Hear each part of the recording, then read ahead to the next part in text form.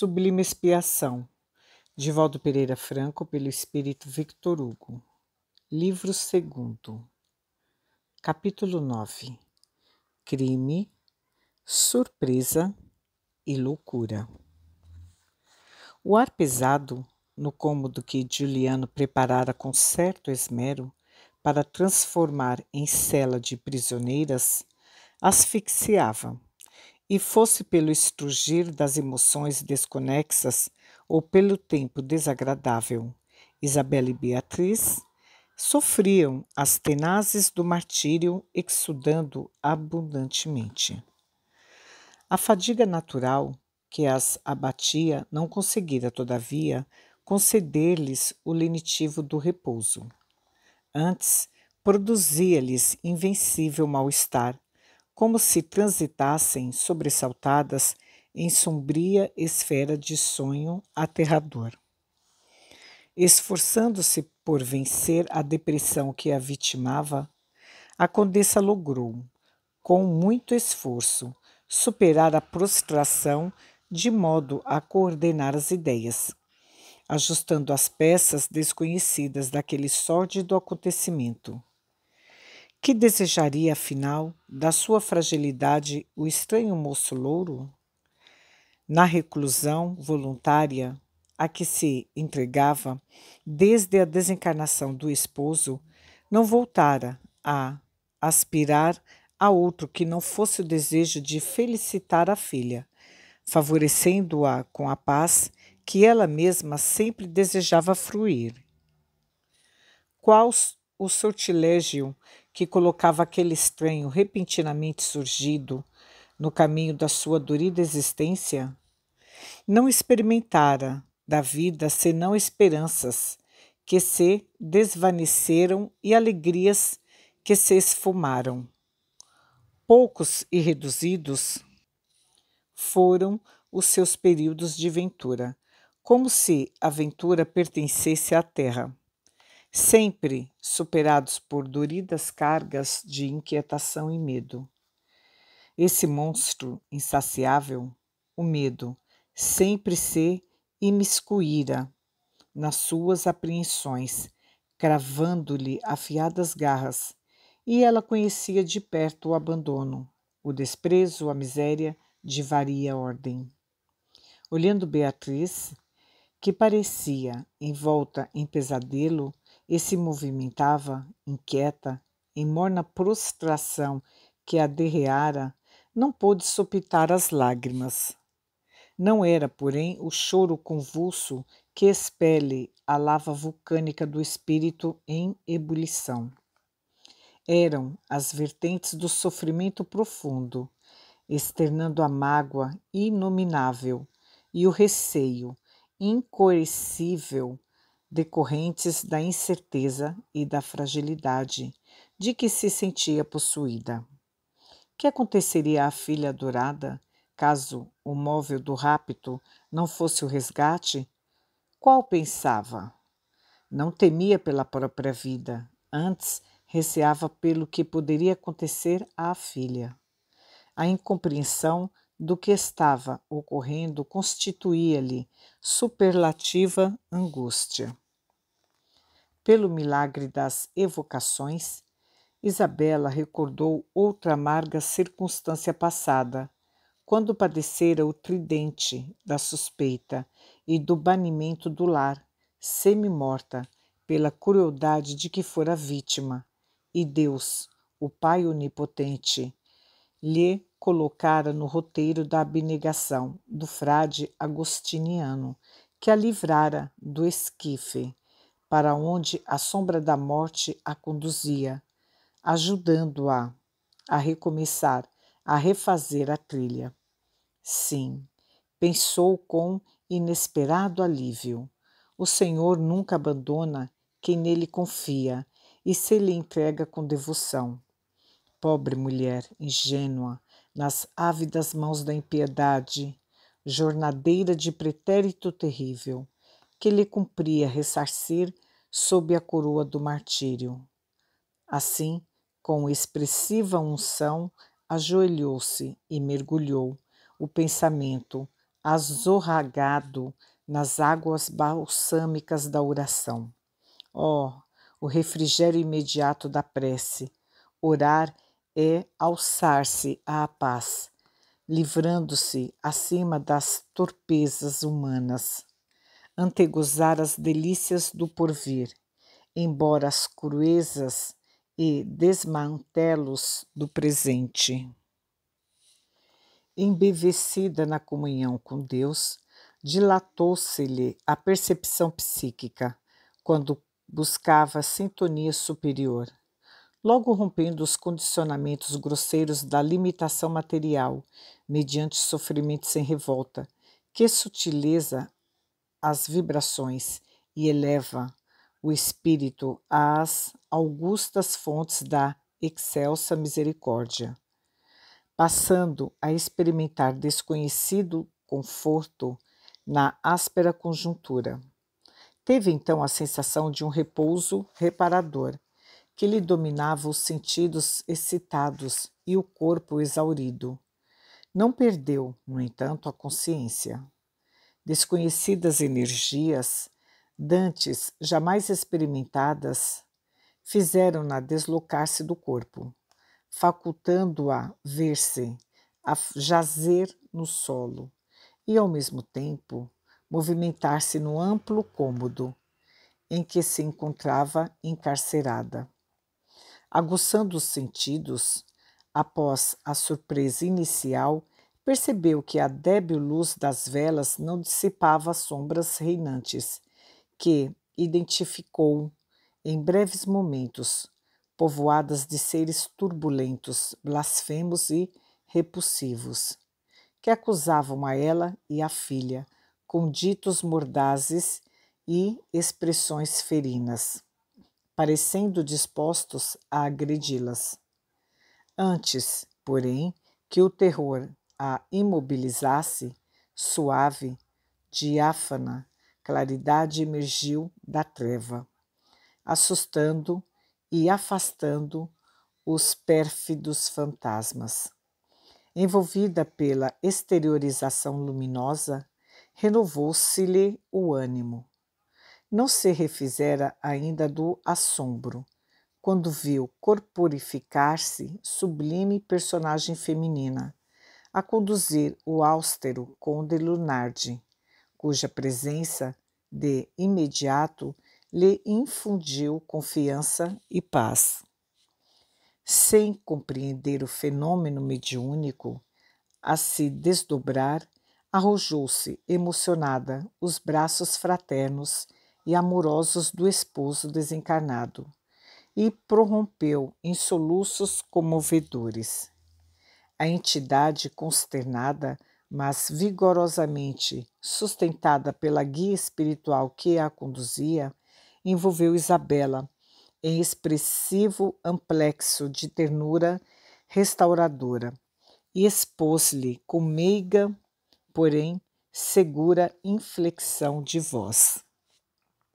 É chegado o momento de sorver o cálice de fel, em testemunho reparador, que não podes transferir.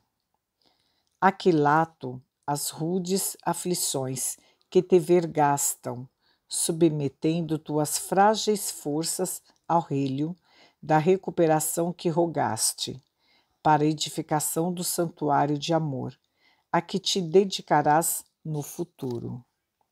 Enquanto lhe falava, com entonação de comovedor afeto, acariciava-a, reclinada, que estava no seu regaço protetor. Isabela experimentava confortador refrigério que a lenia. A vida se desdobra, prosseguiu o esposo desencarnado, em sucessivos elos na corrente da evolução. Interrompe-se uma etapa, a fim de iniciar-se outra. A morte, à semelhança da semente que se despedaça para germinar, é vida que se desenlaça, compensadora. Além da sepultura, as dores dos que sofrem desaparecem e as incertezas se convertem em segurança. Indispensável saber enfrentar as rudes provações, de modo a saldar os pesados tributos de sombra e desarmonia de que se foi causador. Não receeis o testemunho rigoroso que logo te alcançará. É imperioso que a gema preciosa sofra a ação do buril que a lapidará, para poder refletir a pujança da luz e irisar-se. O mesmo sucede ao espírito. Necessita sofrer a lapidação moral, a fim de limpar-se de quaisquer nódoas, sublimando-se pela renúncia e pelo amor, para ascender no rumo da bem-aventurança. Não te agastes com o atual agressor da tua paz, que ressurge da noite do tempo, transformando em arbitrário comensal da loucura, para fazê-las expiar o mal de outrora. Enquanto emerges na direção da liberdade, ele imerge nos sórdidos fossos da sombra e da agonia de longo curso. Fazendo uma pausa oportuna, de modo a facultar melhor entendimento a Isabela, não afeita a colóquios de tal magnitude. O consorte, afável, prosseguiu. A oração a que recorreste foi a ponte feliz para o nosso reencontro. É necessário esvaziar de ira o espírito, para repletá-lo de harmonia. E, nesse sentido, a prece é o filtro sublime para operações desse gênero. Permanece, portanto, apesar da natural angústia que continuará a lacerar-te ainda, por um pouco, rogando auxílio à celeste proteção, a fim de que não se interrompa o intercâmbio para, a partir de agora, encetamos e continuará. Não estarás sozinha na expiação. Ninguém caminha ao abandono, mesmo que aparentemente esteja só. As vítimas se alam para a luz, guiadas pelos espíritos felizes, e os algozes se rendem à sombra ululante, jungidos às mentes escabrosas que os comandam.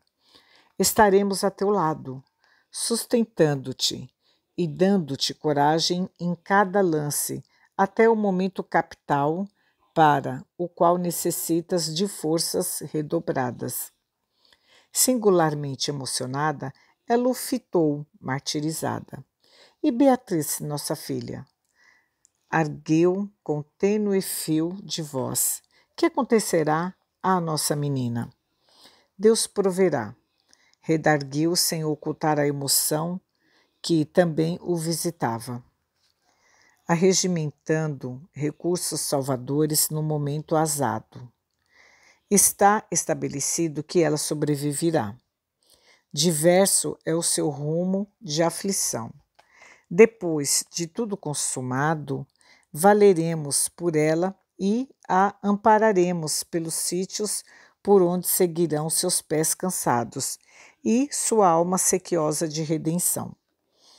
Ajudai-me, doce companheiro, externou comovedoramente, na travessia do vale da sombra e da morte. Tenho tanto medo. Nada receis, retrucou o sereno.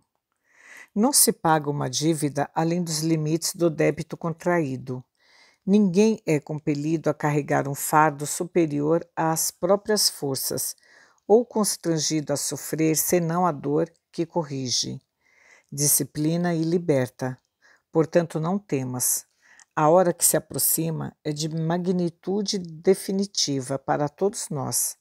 Jesus, crucificado, é o mesmo amigo dos pescadores sofridos de Genezaré e das mulheres desoladas da Galileia.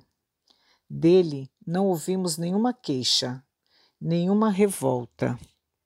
Embora as circunstâncias penosas do seu martírio, pensa nele e ergue-te a ele, entregando-te com mansa submissão. Nova pausa. E o visitante imortal concluiu: é claro que não se fazia imperioso que fossem essas as condições para o teu resgate, que de certo modo é meu também. Há outros meios de redenção de que se utiliza a lei divina, sem a interferência humana. No entanto, como cada um é livre para agir, Juliano, enseguecido e tresloucado, coloca-se na infeliz condição que o fará purgar, em longo cativeiro, a precipitação e a insensatez destes momentos. Oremos por ele, quanto por nós próprios. Também eu só agora estou informado de tais elucidações sobre o mistério da vida. Nada mais te posso esclarecer, porquanto não tenho melhores informações. Bom ânimo. Agora repousa em paz, a fim de te despertares na realidade que logo advirá. Espero-te. Confia. Delicioso refazimento fê-la perder o medo, e aconchegando-se mais ao tórax do esposo desencarnado, mergulhou em repousante quietação. As entidades visitadoras, representando a resposta divina à angústia humana, tomaram Isabela e a filha, em parcial desdobramento pelo sono, e as conduziram à estância de paz espiritual, de modo a sustentá-las para os lances vindouros que se fazia mister sofressem, regastando os débitos kármicos de antanho. Face à inquietação de que Berenice dava mostras, Isabela despertou, com a manhã entrando pelas frestas da porta, no cárcere em que se encontravam.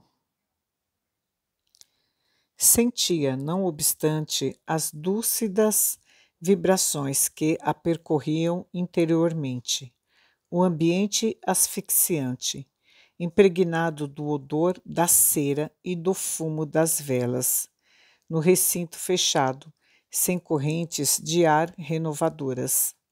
Beatriz acordou estremunhada, retratando na face o desgaste físico e o abatimento moral que a venciam.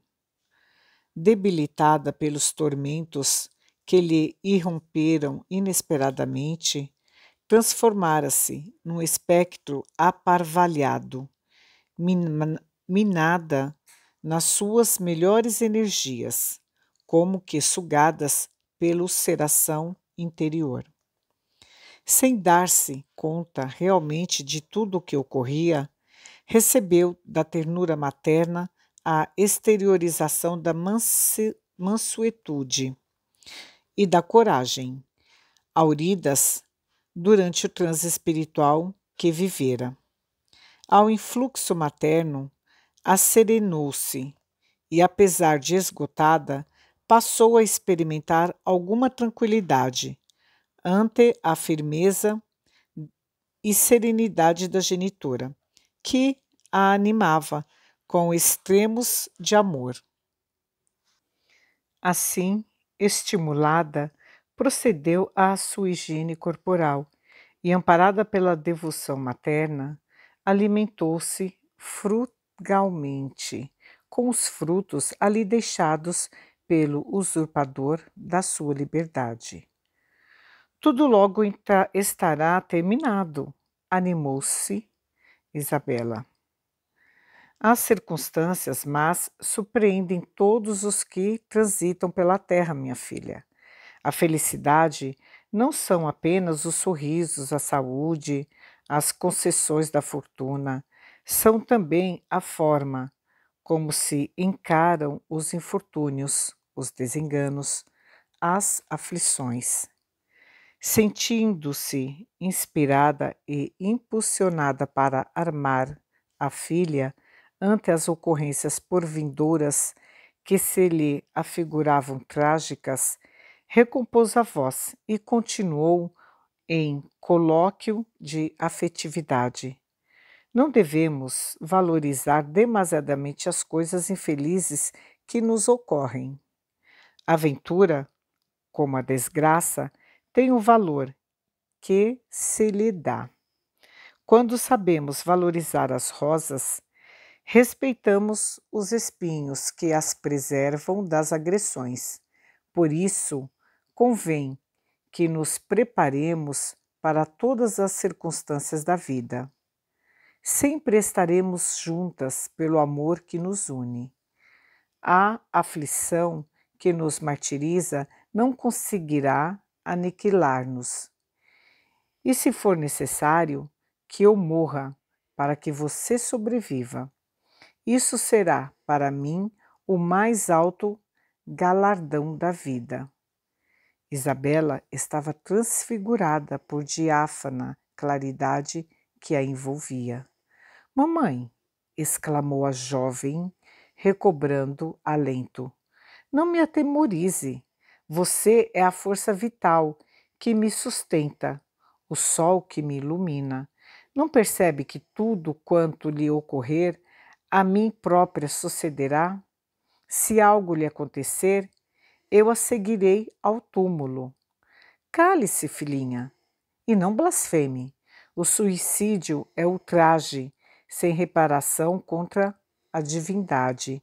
Bem sei que nada nos acontecerá. Todavia, sempre desejei falar-lhe sobre essa importante questão, e como o momento nos incita a reflexões mais profundas, não posso adiar o velho anelo. Gostaria de rogar-lhe que, se me acontecer algo fatal, você se faça a chefe do nosso clã, a lembrança ditosa da nossa passagem terrena, minha e de seu pai, prosseguindo a prodigalizar justiça e bondade, ornando o seu espírito com legítimos lauréis. E refletindo nos momentos que viviam, continuou com segurança e fé. O crime não pode destruir em nós os ideais da justiça. A mentira não tem credenciais para sombrear a verdade. A traição não é capaz de fazer-nos descrer da lealdade. A infâmia não consegue que menosprezemos os valores da confiança que nos devemos uns aos outros. Estas não são palavras deste momento, minha filha. Resultam de maduros diálogos com o nosso pastor Carmine, que, a esta hora, deve estar sofrendo tanto quanto nós, e que me afluem à mente, fáceis e lúcidas, como auxílio divino, para enxugar o pranto abundante que nasce em nossos corações lanceados. Persevere, haja o que houver, nos firmes ideais que lhe foram infundidos no lar, no convento e em toda parte onde você tem vivido, porque a vitória do bem resulta da supremacia do amor em todas as vicissitudes. Enquanto falava, com voz blandícia na voz, o conde desencarnado e os espíritos protetores ali presentes ministravam-lhes a terapêutica do passe, a fim de que a moça gravasse no imo da alma aquele colóquio que deveria ser inesquecível.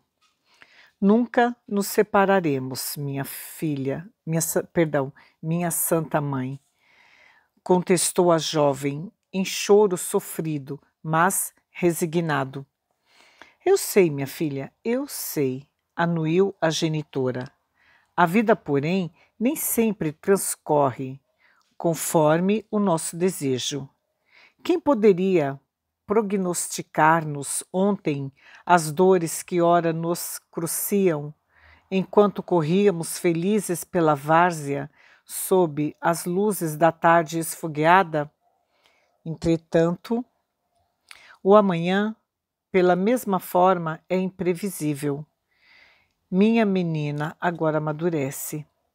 A idade física não é o mais importante na complexa conquista da sabedoria e da madureza. Deu à voz diferente inflexão.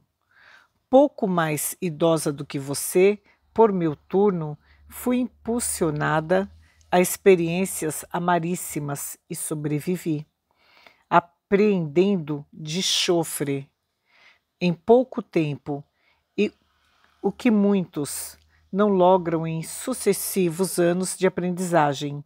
Agora chega da mesma forma a sua vez, e assim será sucessivamente, enquanto o amor não abraçar todos os homens como irmãos, como afiança o nosso confessor.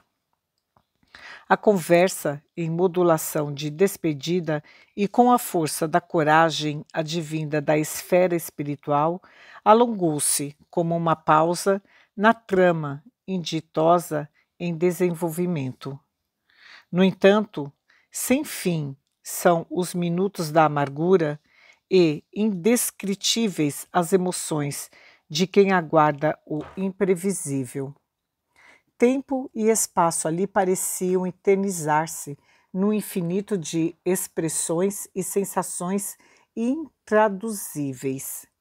Envolvidas pelas vibrações poderosas da espiritualidade, mãe e filha esperaram, sob a constrição da incerteza, os acontecimentos por vindores.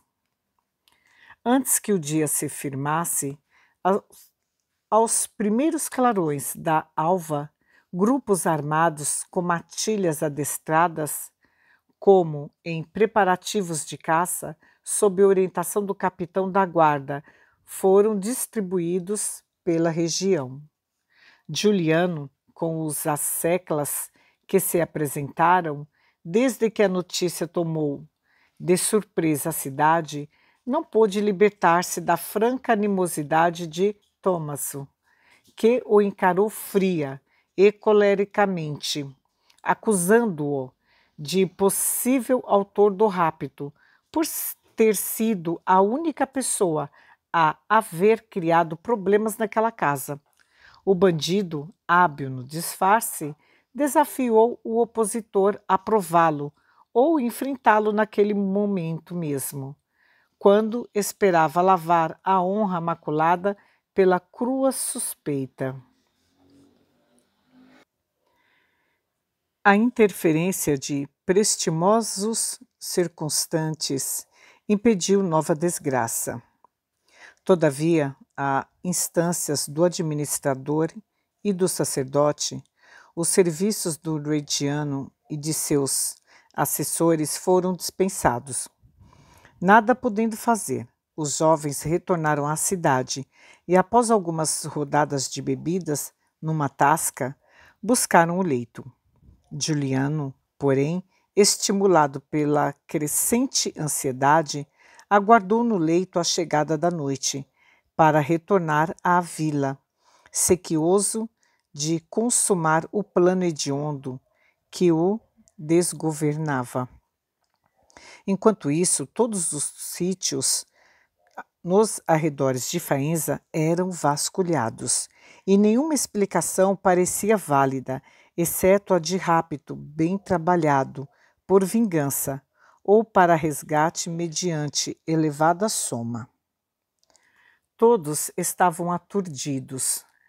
Ao cair da tarde e com a chegada da noite, sob fadiga pesada, ninguém possuía qualquer informe ou pista que esclarecesse o caso.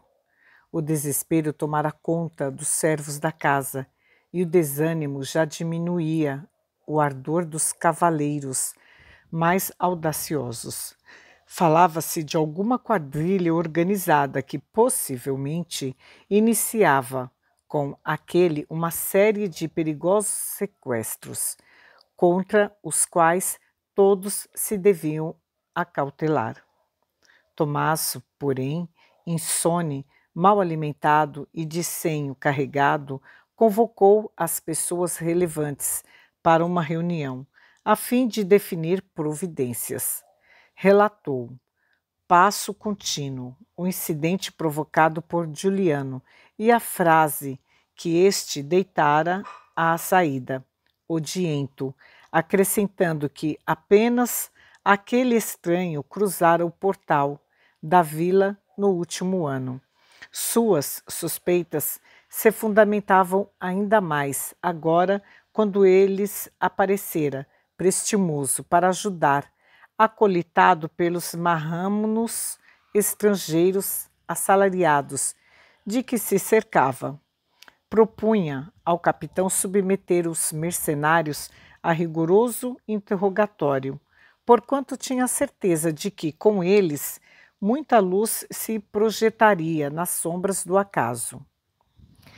Aqueles eram os únicos estranhos que visitavam a cidade, habitualmente calma, e, portanto, os suspeitos naturais ante os fatos que se desenrolavam.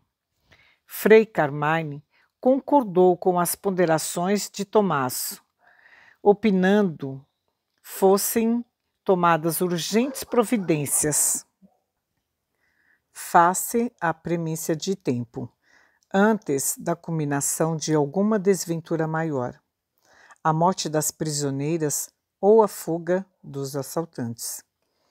E acrescentava que, meditando, chegara à rude conclusão de que o crime fora cometido por alguém que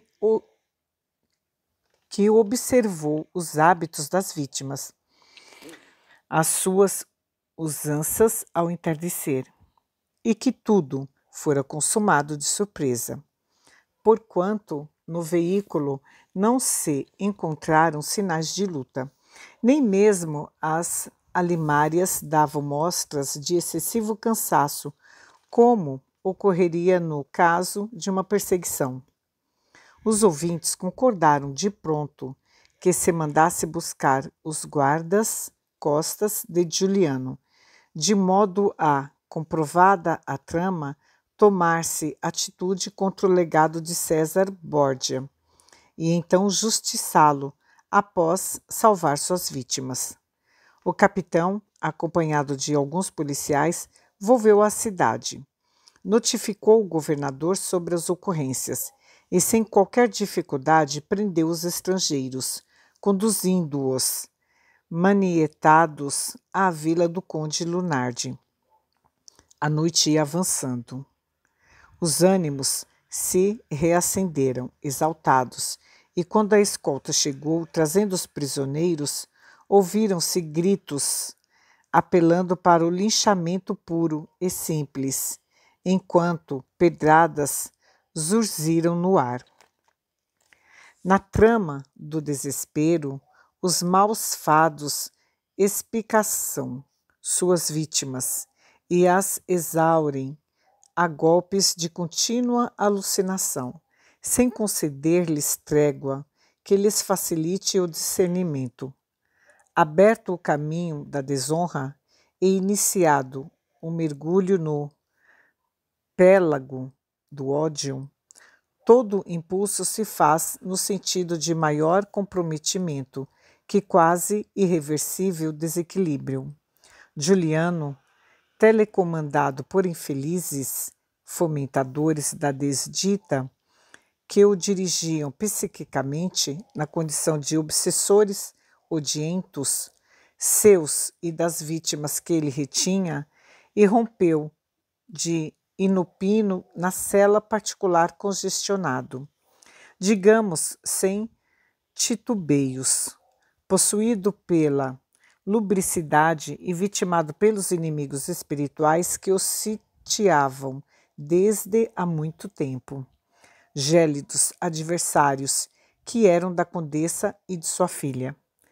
Em todo conclui o criminoso enredam-se, em tecedura complexa, as mentes dos homens, com a dos desditosos espíritos desencarnados, que os influenciam.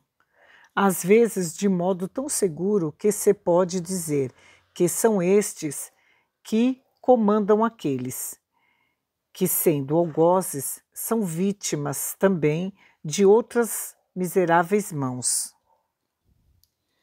Deixara Juliano que a noite chegasse, objetivando vencer pelo cansaço a resistência das vítimas e acautelar-se para evitar suspeitas. Quando as mulheres indefesas o viram chegar, não conseguiram dominar-se, abraçando-se sob compreensível pavor. Exibindo o sorriso cínico, que é o esgar da paranoia, sentou-se em silêncio, possuído de súbita frieza, tal como um animal feroz se contemplasse as suas vítimas. Experimentava com esse gesto a nécia vitória da covardia sobre a fragilidade que lhe sofria o domínio vingador. O silêncio era quebrado apenas pelo descompasso da respiração das prisioneiras. Os minutos eram então ilimitada dimensão do tempo que pareciam sem fim. Seguro do triunfo e dele ufano, falou medindo as palavras. Tudo está conforme planejei. Não há por que temerdes. Esta é uma empresa de paz e não uma luta de destruição. Se concordardes, senhora, com os termos que vos proporei, facilmente regularizaremos a situação e todos seremos felizes. Foi este o único recurso de que me pude utilizar a fim de falar-vos, já que recusastes os meus pedidos de desculpas, impedindo-me qualquer outra entrevista. Que fazer então? Quando a estrada está interrompida e se é obrigado a avançar, qualquer caminho é abençoada saída. Fez-se uma pausa. Isabela não enunciou qualquer palavra, nem sequer desprendeu-se da filha que a apertava, tremendo em vigoroso amplexo, mas, sob o influxo dos benfeitores invisíveis, mantinha-se calma. Poderia ter sido diferente, prosseguiu, mas não o quisestes, senhora. Eu vos amo e vos terei por qualquer preço.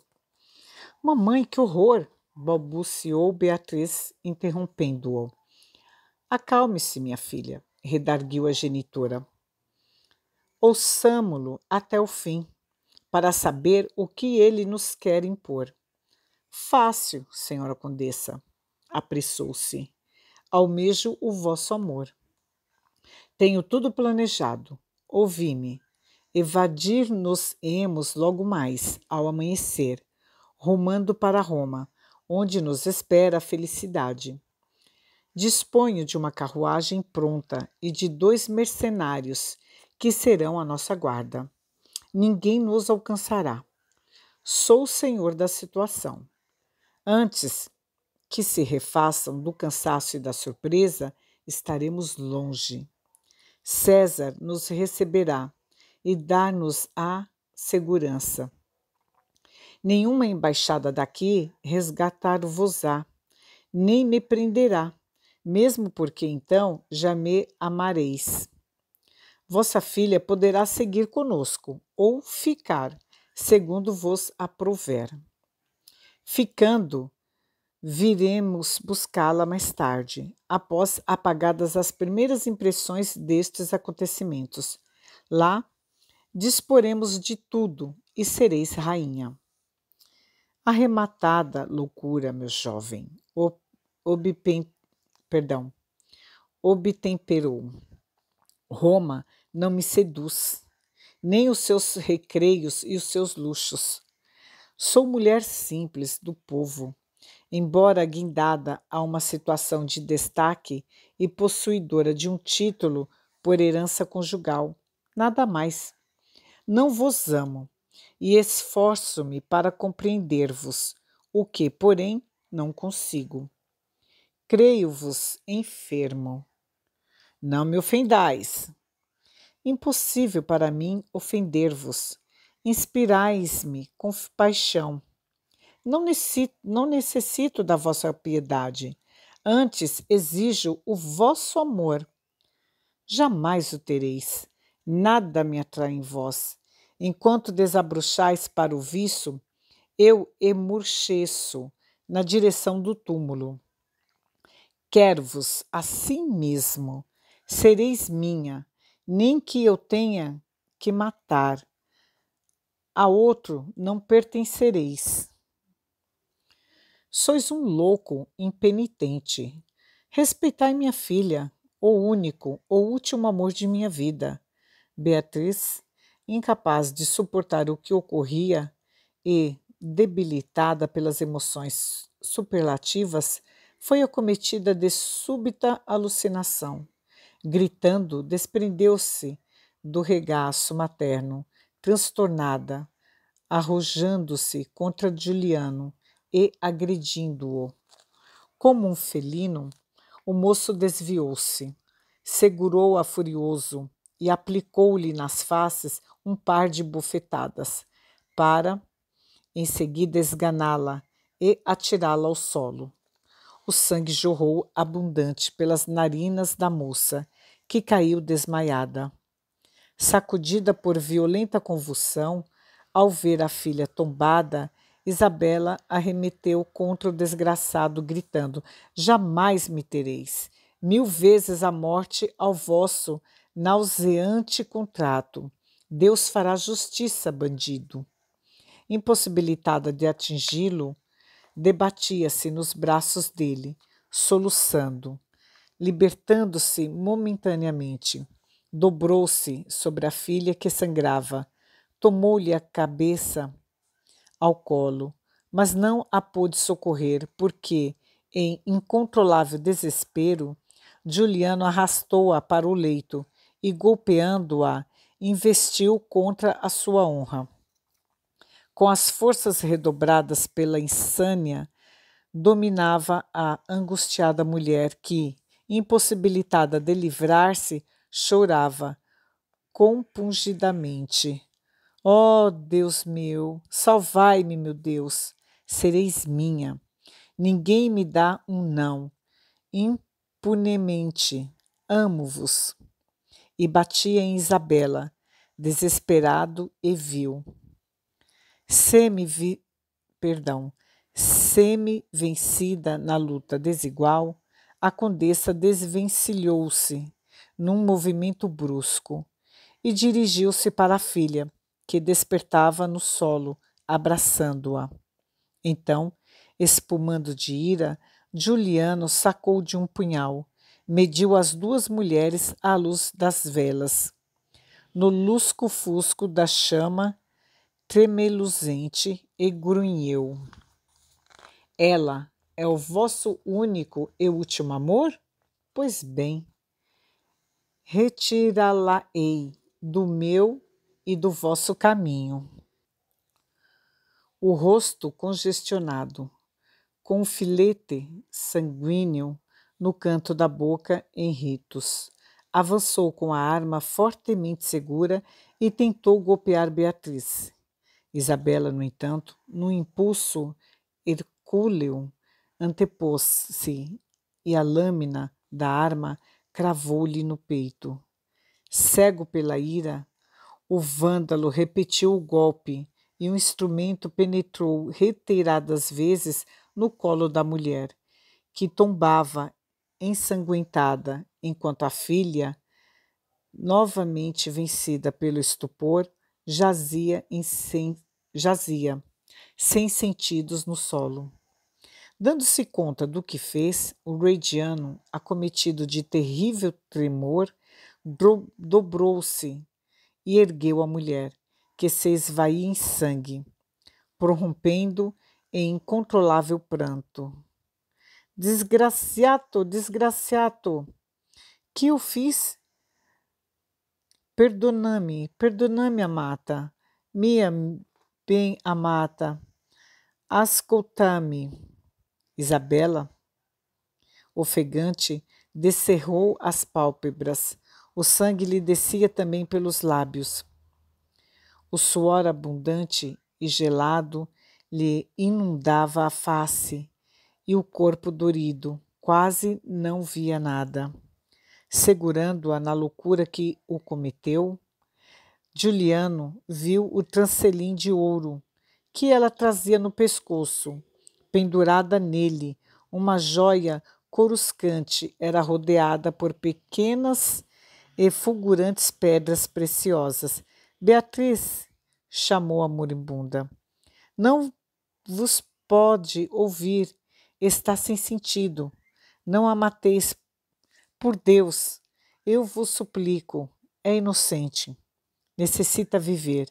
Eu sim sou pecadora, resgato os meus erros de mulher.